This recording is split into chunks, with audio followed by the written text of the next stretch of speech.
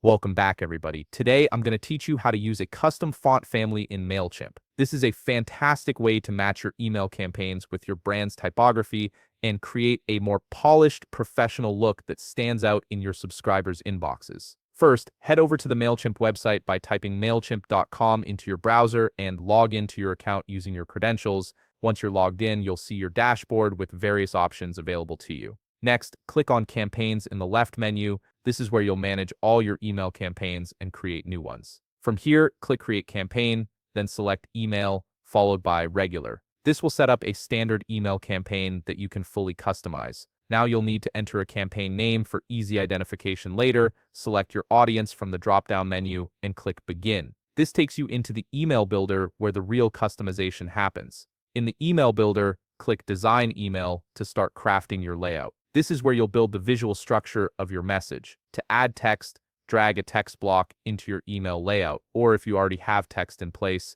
simply click the pencil icon on an existing text block to edit it. Here's where it gets interesting. Highlight the text you want to style and change it to any available font using the toolbar options, then click the source icon in the text editor toolbar. This opens up the HTML code behind your email, giving you direct access to customize the styling. Open a new browser tab and navigate to fonts.google.com. Search for the custom font you want to use, browse through the available styles and weights, and click Select this style next to your preferred option. Google Fonts will generate an @import URL for you. Copy this entire URL, including the @import part. Switch back to Mailchimp and paste the @import URL at the very top of the source code in the text editor. This imports the font so Mailchimp can use it. Right below it, add the CSS styling by typing the font family name exactly as it appears on Google Fonts. Make sure the spelling and capitalization match perfectly, or the font won't apply correctly. Once you've added the code, click Save and close in the text editor. Now preview your email to verify that the custom font displays as expected.